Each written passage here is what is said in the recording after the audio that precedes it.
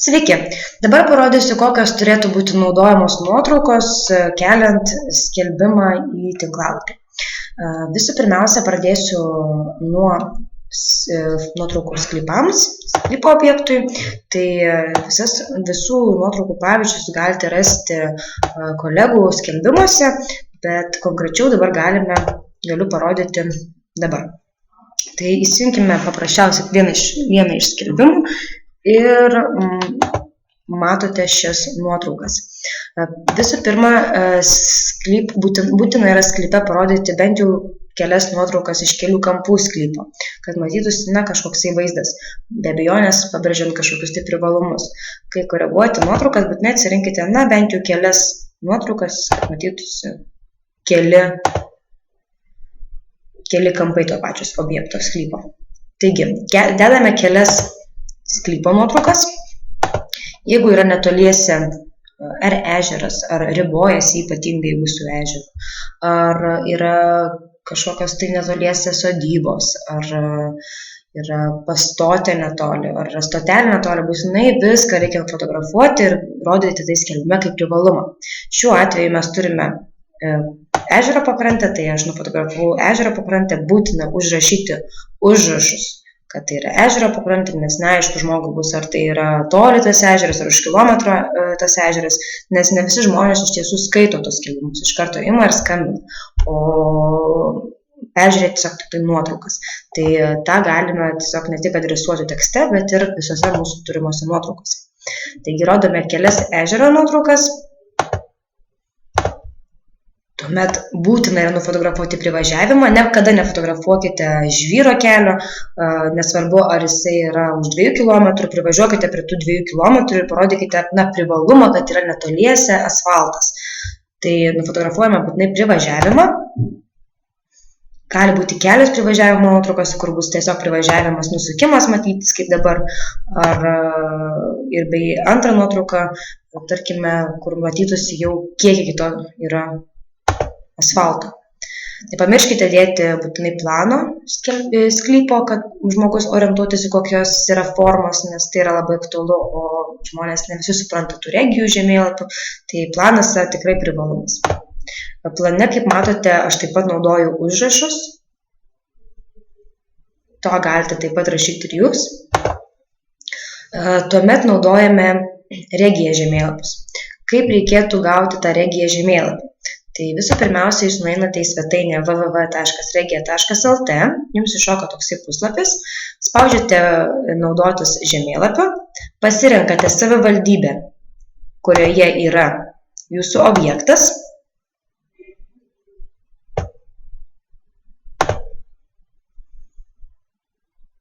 Tuomet jums iššoka atsidaro naujas langas, kur galite pasirinkti kitas funkcijas.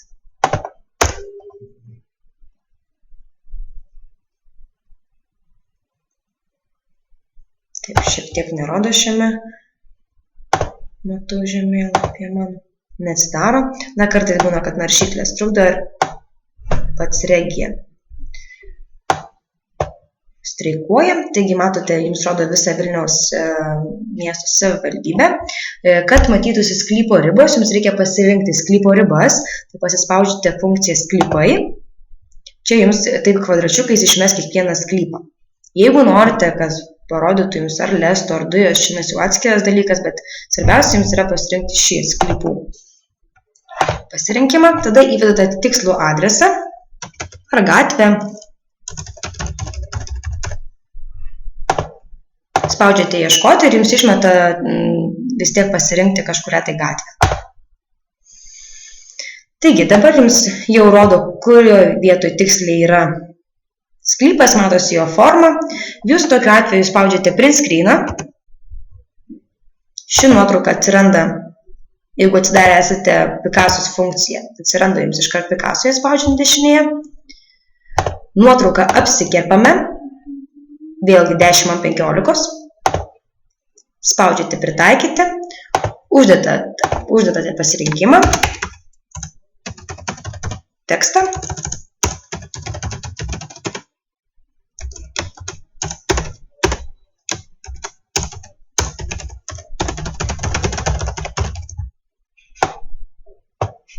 bei pritaikote, išsaugote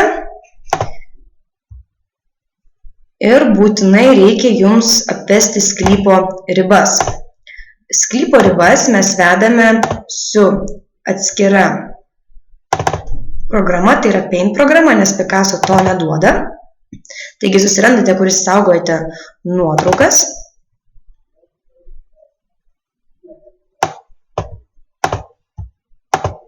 Ir atsidarote per Paintą.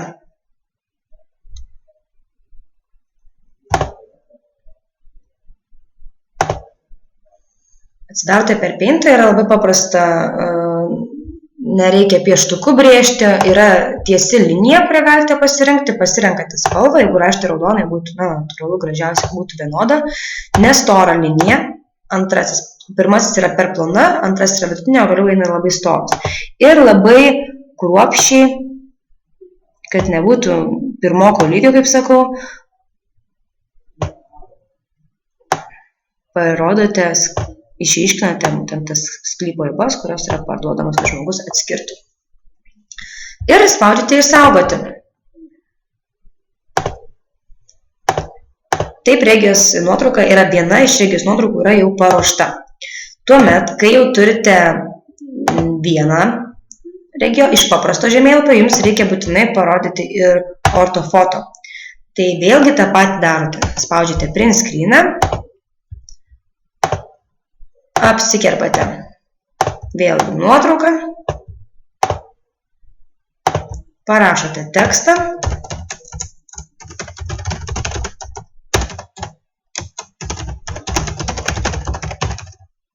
žiūrėkite, kad būtinai užrašas matytųsi. Kartais matote raudoną, nelabai ryškiai matosi ant ortofoto. Tada galite rašyti baltai ir tada natūraliai baltai ir apvesite pačią sklypo ribą. Vėlgi pritaikome, eksportuojame ir su Paint programa vėl apvedame tas pačias linijas. Tai taip reikėtų naudotis to regijos žemėlapiu ir tai priklauso tiek namui, tiek sklypui. Toliau, kaip pasinaudoti regiją žemėlapį, jums taip pat reikia parodyti, kokie atstumai yra iki tam tikrų miestų, ar jeigu tai yra Vilniaus mieste, tai kad iki Vilniaus centro koks atstumas, jeigu tai yra už Vilniaus miesto ribų, tai ar kažkokiam kitam tolimesniam Lietuvos krašte, tai rašote, kiek yra iki artimiausių miestų. Tarkime, aš dabar turiu skelbimą, kuris yra Pavandenės kaime, Molėtų rajone, tai aš rašiau, kad yra netolies Pabradė, tai viskas vyksta analogiškai. Rašote adresą, tikslų, kad rastų jums tikslų sklypą, tikslę sklypo vietą ir mes pasirenkame maršrutus. Paspaudžiame maršrutai, susivedame tam tikrą, kokį norite adresą, kurį norite parodyti maršrute.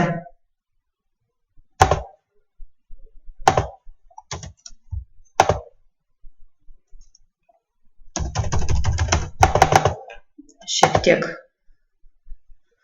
gali strigti, tam reikia daug kantrybės.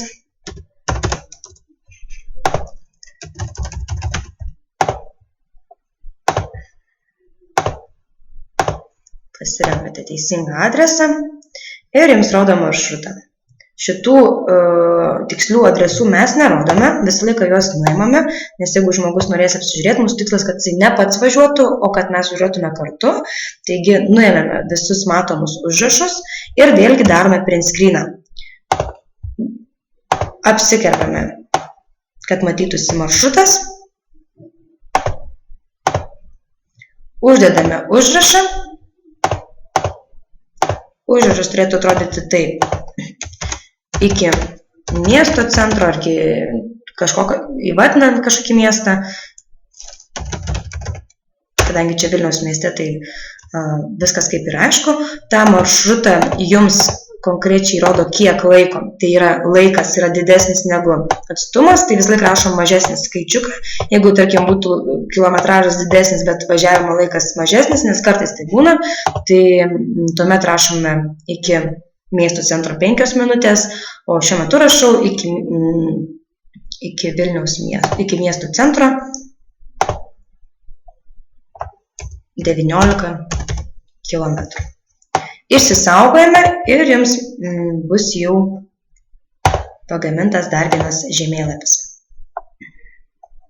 Kartais šios žemėlapius naudojame netgi ne vieną, jeigu tai yra tolimesnis kraštas, tai aš darau net iki kelių miestų, tarkim, jeigu tai yra Vilkaviškis ar Vilkaviškio rajonas, tai atstumą iki Vilkaviškio, nuo Vilkaviškio iki Kauno ar nuo Vilkaviškio iki Vilniaus, net čia reikėtų žinoti, kokiai auditorijai jūs norite parduoti tą sklypą. Ar vietiniam, ar iš Vilniaus esančiam žmogui. Tų žemėlapių, kaip ir minėjau, gali būti netgi keli. Tai su sklypais yra tiek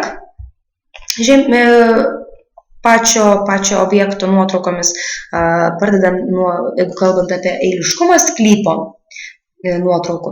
Tai pirmiausia turėtų būti žinoma sklypo nuotraukos, tuomet šalimais esantis svarbus dalykai, ežeras ar kažkas tai, ir tolėjančia tvarka. Privažiavimas, planas gali būti kartais netgi pirmoji nuotrauka, o žemėlapiai regija yra vieni iš paskutiniųjų, mapsai yra paskutinėsios nuotraukos.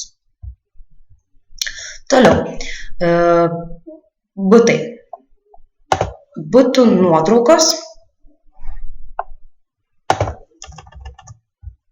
Taip pat turėtų būti tam tikras eiliškumas ir tam tikra nuotraukų tvarka. Kaip ir minėjau, nuotraukų turi visuomet būti apie 10, mažiausiai tai yra 10, taigi jeigu tai yra vieno kambario butas, tai visuomet, net ir geriausia, kad žmogus matytų iš kelių kampų tą butą.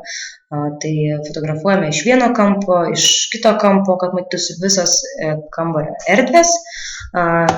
Siūlyčiau nefotografuoti ir net nerodyti skelbime koridoriaus, nes tai yra pagalbinė erdvė, kuri iš tiesų nėra tokia aktuali, svarbiausia yra kambarys, virtuvė, vonia, pats namas, kaip atrodo, bet tokie pagalbiniai net ir nebūtini. Taigi, mes dabar galime peržiūrėti, kokios yra nuotraukos dedamas butui. Tai pradedame nuo kambario, visos erdvės, virtuvė, eiliškumo seka, vonios kambarys su tualetu. Kartais, jeigu tai yra kažkoks išskirtinis dalykas, arba nesimato spintos, arba tai yra didelė kažkokia tai erdvi vieta, kur sudėti daiktus, galima parodyti tai ir nuotraukose. Taigi, pagalbinės kažkokios patalpos, jeigu tai yra būtina, arba savininkas tai labai akcentuoja, kad tai yra kažkoks privalumas. Žinoma, visą laiką galite dėti. Tuomet dedame balkono ar vaizdą pro langą nuotrauką. Tai jeigu tai yra balkonas, tai viskas aišku, kad tai yra didelis erdvus balkonas, tai galime nieko neprirašyti. Jeigu fotografuojate tik tais vaizdą pro langą, tai galite parašyti, kad būtų aišku žmonėms, kad vaizdas pro langą. Taip pat per Picasą uždėti. Laiptinė, taip pat galite fotografuoti laiptinę, jeigu tai yra tikrai kažkoksai išskirtinė, tvarkinga ar renovuota, tai tikrai galite tai kaip privalumą parodyti, žmonėms tai būna svarbu. Tai laiptinė, tą ir užrašome, kadangi tai nesuprastų žmogus, kas tai yra. Parkavimo vieta, žinoma, jeigu ji yra, tai tikrai galite tai parodyti kaip privalumą. Būtina nufotografuoti namo fasadą, jį taip pat dedame eiliškumu į patį galą. Ir, žinoma, žemėlapiai. Žemėlapis naudojamas butui iš maps.lt, tai mes tiesiog einame vėlgi į maps, susivedame tikslų namo adresą,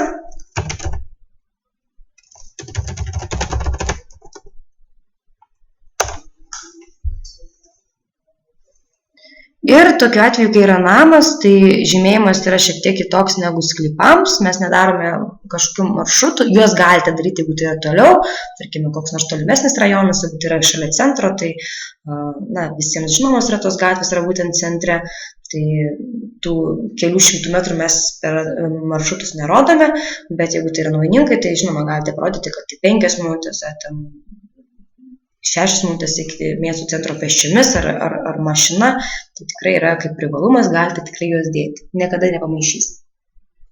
Bet būtina yra parodyti tikslę vietą objekto, tikslų namą konkrečiau.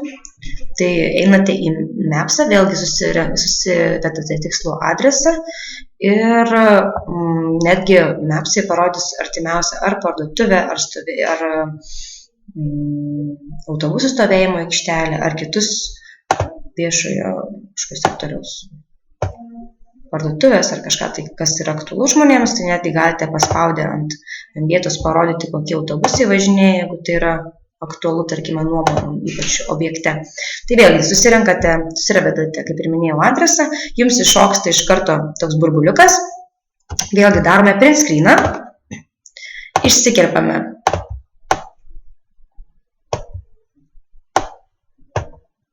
nuotrauką nuo pašalinių visų dalykų ir būtinai užrašote, kad tai yra buto vieta, namo vieta ar kažkokio tai objekto vieta, kad žmogus suprastų, nes ne visi žino šias svetainės ir ne visi žino, kaip tai žymimasi, nes matote, yra skirtingų visokių žymėjimų, tai kad žmogus tiesiog nepasiklystų ir matytų tikslią vietą, tai tiesiog padedame jiems su tokiais užrašais. Užrašome prie to burbuliuko tą užrašą ir išsaugome. Taip pat reikėtų ir daryti vėlgi su ortofoto, tai einame į mapsus, pasirenkame žemėlapis, naujausią ortofoto ir tą patį padarome vėlgi. Print screeną, parašome užrašą ir išsaugojame. Tai tiek būtų su buto nuotraukomis. Namo nuotraukos yra labai panašu kaip sklypo, naudojamas taip pat ir maršrutai ir regijos, tai jas taip pat susivedę tikslų adresą rasite ir apsivesite. Bet šiek tiek nuotraukų dėliojimas yra kitoks. Jeigu jūs turite objektą namą, tai jums reikėtų pradėti nuo šiek tiek kitoniško eiliškumo. Tai eiliškumas būtų vien tik tais kitas toksai, kad dedame fasadą į pirmąją vietą. Jeigu fasadas yra negražus ar netvarkytas nuotraukose, tai jūs galite jį palikti po visaus vidaus nuotraukų, bet iš principo, namas yra namas, ne butas, tai rodome jį pirmiausia iš išorės. Taigi, kaip matote, fotografuojame išorę. Kai fotografuojate, nepamirškite ir parodyti viso sklypo, kaip įmanoma, didesnį ribą, nes tai yra vienas iš pagrindinių namo privalumų, didelis yra erdvus sklypas, ir kad tai parodytume, būtinai fotografuojame iš kampo. Tada fotografuojame vidų, jeigu tai yra dalinė apdaila, kaip šiuo atveju, tai parodome keletą nuotraukų ar vieną ar kelias nuotraukas iš vidaus dalinės apdailos. Tuomet dedame vizualizaciją, kurią jūs padarote su 3S with Home programa. Kitus privalumus, kas yra bute, bei žinoma, kaip ir buto pardavimui name, žinoma, kaip ir reikia būtinai įdėti ir 3D planą, kad matytųsi visas išplanavimas. Tuomet naudojame vėlgi regiją, mapsus ir tiek. Taigi, būtinai turi būti bent jau 10 nuotraukų. Matote, šiame mano skelbime, kadangi namas yra tikrai nedidelis, panaudojau kelias dalinės apdailos nuotraukas, vizualizaciją, kad žmogus įsivaizduotų, bei 3D planas yra būtinas. Tai toks pats eiliškumas turėtų būti ir buto pardavimo objektui, kai reikia naudoti ir 3D planą, jis eina po viso buto ar namo įrengimo. Tai tiek apie nuotraukas skelbimui.